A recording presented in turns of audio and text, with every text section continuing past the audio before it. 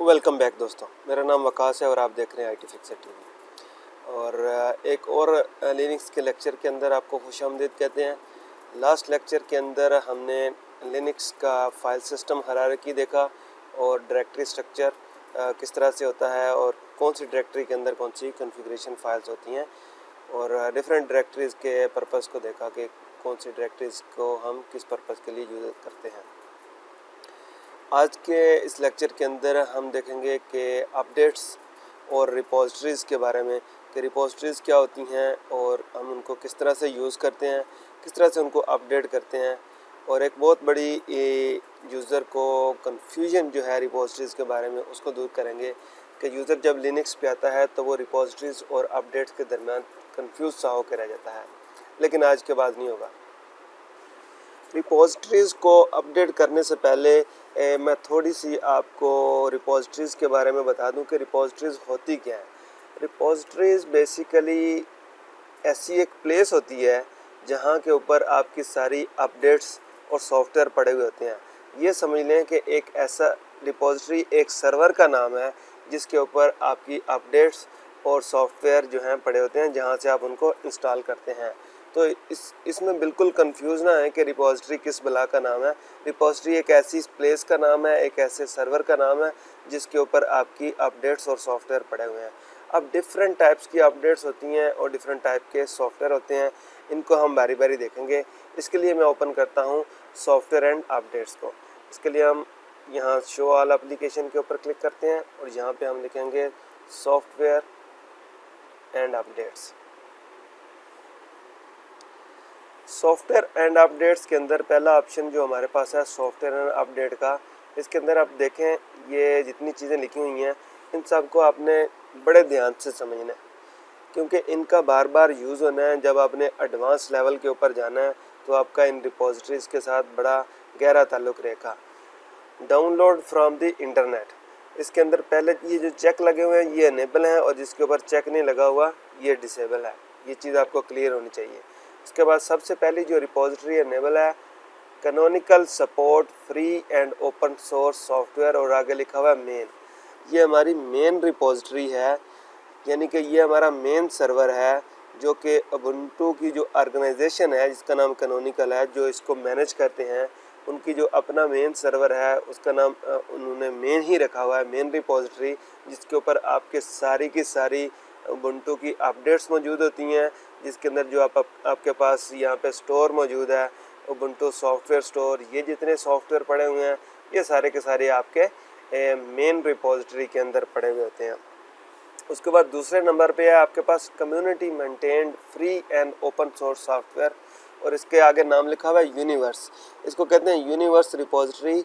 ये ऐसी रिपोजिटरी है जो कि जिसमें सारे वो सॉफ्टवेयर हैं जो उबुंटू के लिए बनाए गए हैं, लेकिन वो किसने बनाए हैं, वो उबुंटू की जो ऑर्गेनाइजेशन है उसने नहीं बनाए, बल्कि जो उबुंटू की कम्युनिटी है, जो लोग उबुंटू जो ओपन सोर्स एक सॉफ्टवेयर है उसकी आपको पता है कि इतनी बड़ी कम्युनिटी है, इतने ज़्यादा लोग इसमें काम करते हैं, अपनी अपनी तौर के ऊपर एप्लीकेशंस डेवलप करते हैं। तो वो लोग सब लोगों ने जो मिल के सॉफ्टवेयर्स बनाए होते हैं उन सब को जिस सर्वर के ऊपर होस्ट किया जाता है, जिस रिपोजिटरी के अंदर रखा जाता है, उसे कम्युनिटी मेंटेन्ड रिपोजिटरी या यूनिवर्स रिपोजिटरी कहते हैं। वो सारे सॉफ्टवेयर वहाँ पे मौजूद होते हैं, वहाँ से भी आप सारे सॉफ्टवेयर अपडेट कर सकते हैं, इंस्टॉल कर सकते हैं। तीसरे नंबर पे जो रिपोजिटरी है उसका नाम है रिपोजिटरी ड्राइवर फॉर डिवाइसेस, और आगे लिखा हुआ है रिस्ट्रिक्टेड। रिस्ट्रिक्टेड क्यों लिखा हुआ है? ये ऐसी रिपोजिटरी है कि जिसके अंदर हमारे थर्ड पार्टी सॉफ्टवेयर जैसे कि डिवाइस ड्राइवर्स वगैरह होते हैं, ये सारे होस्टेड होते हैं, ये इसके ऊपर पड़े होते हैं। जैसे आपके ग्राफिक्स कार्ड है, कोई एनवीडिया का, AMD का, रेडियन, इस तरह की साउंड कार्ड है, ठीक है, इनके ड्राइवर्स वगैरह आपने डाउनलोड करने हैं तो वो रिस्ट्रिक्टेड जो रिपोजिटरी है वहाँ पे होंगे, वहाँ से आपने डाउनलोड करते हैं। इसका रिस्ट्रिक्टेड नाम क्यों है? रिस्ट्रिक्टेड इसीलिए है कि ये जो थर्ड पार्टी सॉफ्टवेयर है इनके लिए इनका अपना एग्रीमेंट होता है, कोई ना कोई लाइसेंस एग्रीमेंट होता है जिसको आपको एक्सेप्ट करना होता है। इसकी वजह से इसके रिस्ट्रिक्टेड रिपोजिटरी में इसको रखा जाता है। चौथे नंबर पे हमारे पास जो रिपोजिटरी है वो है software restricted by copyrights or legal issues, इसका नाम है मल्टीवर्स। मल्टीवर्स के अंदर ऐसे सॉफ्टवेयर होते हैं जिनका पेड सब्सक्रिप्शन होती है, जो फ्री नहीं होते। ठीक है, कोई आप ऐसा सॉफ्टवेयर इंस्टॉल करते हैं, आप फोटोशॉप इंस्टॉल करते हैं, ऑटोडेस्क, ऑटोकैड जो है वो इंस्टॉल करते हैं, तो ऐसे सॉफ्टवेयर जो आप इंस्टॉल करते हैं वो फ्री नहीं होते। उनके लीगल कॉपीराइट्स टर्म्स होती हैं, यानी कि उनको आप उस कंपनी की इजाज़त के बगैर नहीं यूज़ कर सकते। उसको यूज़ करना है आपने तो उसका लाइसेंस परचेज़ करना पड़ता है। ऐसे सॉफ्टवेयर्स का सोर्स कोड या ऐसे सॉफ्टवेयर जो है मल्टीवर्स रिपोजिटरी के अंदर रखे हुए होते हैं, वहाँ से आप इनको डाउनलोड कर सकते हैं। हमें ये बताने की ज़रूरत नहीं होती हर वक्त इंस्टॉल करने के लिए कि कौन सी रिपोजिटरी से करना है हमने डाउनलोड और कौन सी से नहीं करना। ये सारी चीज़ें रिपोजिटरी की जो कॉन्फ़िगरेशन है उसके अंदर ये सारी चीज़ें हमने लिखी होती हैं, वहाँ पे अनेबल या डिसेबल की होती हैं। उसको किस तरह से चेक करते हैं उसके लिए भी मैं आपको दिखा देता हूँ। उसके लिए हमने ओपन करना है अपने टर्मिनल को। आपने लास्ट लेक्चर देखा होगा, लास्ट लेक्चर के अंदर हमने हायरार्की ऑफ फाइल सिस्टम देखा था, जिसके अंदर हमने डिफरेंट डायरेक्टरीज़ को पढ़ा था कि कौन सी डायरेक्टरी के अंदर कौन सी फाइल्स होती हैं, किस पर्पज़ के लिए यूज़ होती है। तो आई होप कि आपको रिमेंबर होगा कि कॉन्फ़िगरेशन फाइल्स कौन सी फ़ाइल के अंदर होती हैं, कौन सी डायरेक्टरी के अंदर होती हैं। जिन लोगों का जवाब है ETC, उन्होंने बिल्कुल सही कहा है, और जिन्होंने ETC नहीं कहा, जिन्हें अभी तक इसकी चीज़ की समझ नहीं आई, वो दोबारा से डायरेक्टरी स्ट्रक्चर वाला वीडियो देखें और कमेंट्स के अंदर बताएं कि आपको उसकी समझ आई कि नहीं आई। अच्छा, अब हमने नेविगेट करना है अपना कंट्रोल ETC फोल्डर के अंदर, जहाँ पे हमारे अपडेट्स की कॉन्फ़िगरेशन पड़ी हुई है। उसके लिए मैं लिखता हूँ CD स्लैश मतलब यानी कि रूट के अंदर कौन सी डायरेक्टरी है, ETC है, और उसके अंदर हमारी होगी, हमने कौन सी कॉन्फ़िगरेशन चेक करनी है, हमने रिपोजिटरी की चेक करनी है। रिपोजिटरी जो होती है हमारी एप्ट के फोल्डर में, तो CD ETC एप्ट लिख के मैं एंटर करता हूँ तो हम एप्ट के फोल्डर के अंदर आ गए। या मैं LL करता हूँ तो हम इसकी डिटेल आ जाएगी कि इसके अंदर कौन कौन सी फाइल्स पड़ी हुई हैं। ये अभी कमांड्स अगर आपको नहीं पता तो टेंशन नहीं लेनी इस चीज़ की। शेल के ऊपर हम प्रॉपर आने वाले कुछ वीडियोस के अंदर वीडियो बनाएंगे, जिसके अंदर मैं आपको कमांड्स के बारे में सारी डिटेल्स बताऊंगा कि कौन सी कमांड किस पर्पज़ के लिए यूज़ करते हैं। अभी हमने जो फाइल इसमें से देखनी है वो देखनी है हमने सोर्स लिस्ट के अंदर सारी रिपोजिटरीज़ जो अनेबल हैं, जो डिसेबल हैं, वो सारी हमें दिखाई जाएंगी। किसी फाइल को व्यू करने के लिए हम लिखते हैं VI और सोर्स, जो फाइल का नाम है वो लिख के एंटर करेंगे तो हमारे पास ये फाइल ओपन हो जाएगी। इसके अंदर कुछ लाइंस के साथ हैश साइन लगा हुआ है और कुछ के साथ नहीं लगा हुआ। जिनके साथ हैश लगा हुआ है उनको कमेंट किया हुआ है, यानी कि ये डिसेबल्ड हैं, और जिनके साथ हैश साइन नहीं लगा हुआ वो अनेबल है। जैसे ये देखें आप, डेब पाकिस्तान आर्काइव उबुंटू स्टोर जो है मेन है, रिस्ट्रिक्टेड है, ये अनेबल है। ठीक है, और इसके साथ नीचे आ जाएं, फोकल अपडेट्स का अनेबल है। इसके अलावा नीचे फोकल यूनिवर्स अनेबल है। ठीक है, और फोकल अपडेट यूनिवर्स भी अनेबल है, और जिनके साथ हैशटैग लगे हुए हैं ये डिसेबल हैं।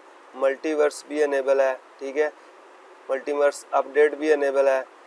और इसके साथ साथ अगर आप देखें आगे जाके तो हमारे पास काफ़ी डिसेबल्ड भी हैं और काफ़ी अनेबल हैं। जैसा कि ये सिक्योरिटी अपडेट्स हमारी अनेबल हैं, यूनिवर्स रिपोजिटरी की सिक्योरिटी अपडेट्स अनेबल हैं, अपडेट्स अनेबल हैं। ठीक है, मल्टीवर्स की सिक्योरिटी अपडेट्स अनेबल हैं।